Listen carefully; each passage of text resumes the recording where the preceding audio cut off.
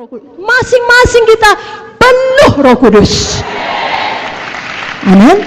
Sama seperti yang kita baca tadi, di sini dikatakan tampaklah kepada mereka lidah-lidah seperti nyala api yang bertebaran dan hinggap pada mereka. Pada mereka lebih kuat. Pada mereka. Mari angkat tangan kita, ikut-ikut doa ini dengan sungguh-sungguh, katakan, mulai malam ini Tuhan, kami masing-masing penuh Roh Kudus. Kami memiliki hidup yang berubah, yang menang, yang berkuasa, menjadi saksi Tuhan di akhir zaman ini, menunggu kedatangan-Mu yang kedua kali. Kami semua berjaga-jaga, hidup dalam Roh, dipimpin oleh Roh. Biar semuanya kami, seluruh sidang GKI, mengalami kebangunan rohani. Jadilah ini bagi kami, di dalam nama Yesus. Dan semua kita berkata, berikan tepuk tangan bagi Tuhan Yesus. Nah, tadi judul firman Tuhan mengenal Roh Kudus dan dipenuhkan dalam Roh Kudus. Jadi mari kita ingat, siapakah Roh Kudus sebenarnya? Yang pertama, Roh Kudus adalah seseorang, bukan sesuatu.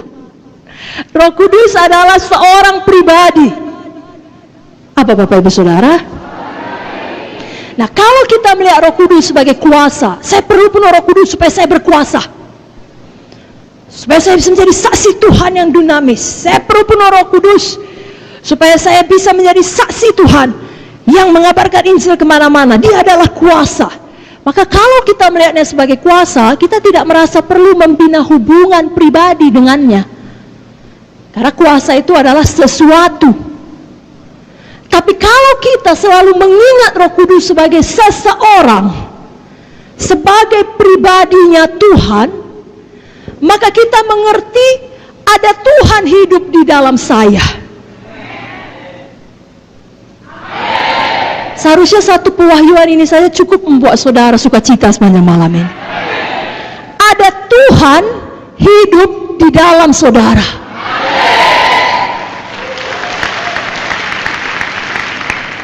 Saya ulangi, ada siapa di dalam saudara? Tuhan yang bagaimana? Tuhan yang hidup, yang menciptakan langit dan bumi dengan perkataan, yang adalah Alfa dan Omega, yang adalah yang awal dan yang akhir, yang memegang segala kuasa, yang maha tahu. Itu yang hidup dalam saudara. Namanya Roh Kudus. Jadi dia adalah seseorang. Dan kalau kita mengingatnya sebagai seorang pribadi, maka kita mengerti bahwasanya tiap-tiap hari kita perlu membina hubungan pribadi dengan dia. Semakin mengenal dia, lebih intim, lebih dalam.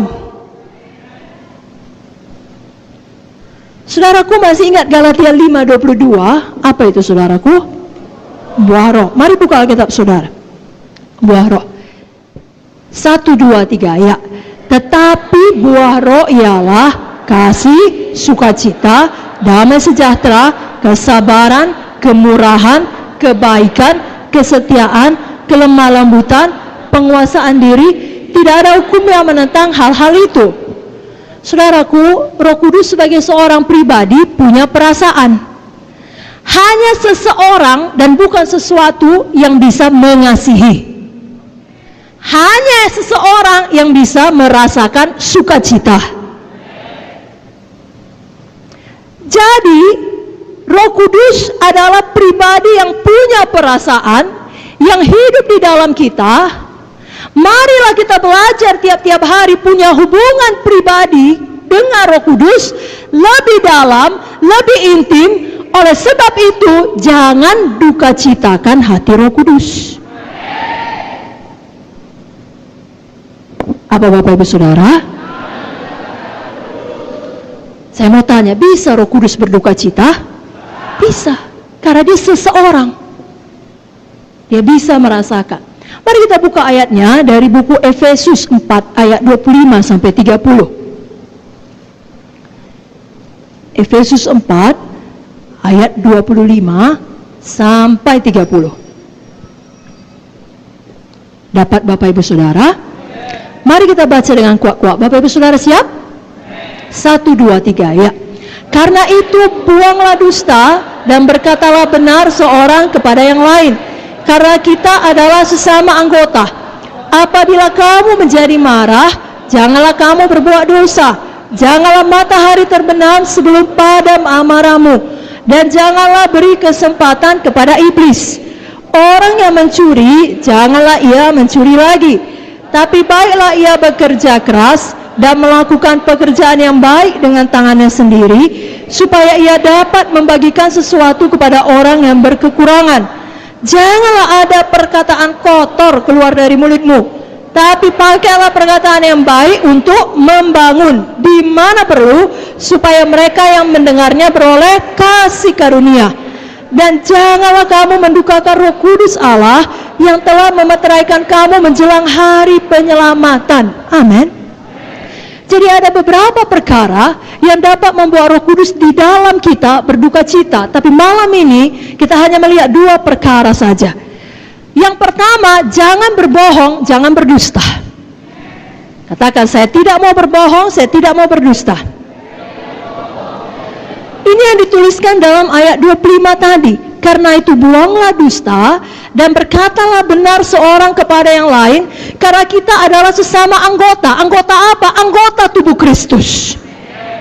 Jangan saling mendustai, karena kita satu tubuh, satu keluarga Allah. Saudaraku, dalam Mazmur 119 ayat 163 dikatakan, aku benci dan merasa jijik terhadap dusta, tetapi Tauratmu kucintai. Kalau kita mengasihi firman, maka kita jijik terhadap dusta. Benci kepada dusta adalah tidak benar, tidak seharusnya benar, walau disayangkan dalam beberapa occasion itu benar. Pernyataan yang mengatakan banyak orang Kristen biasa bohong. Seharusnya itu tidak boleh demikian terjadi.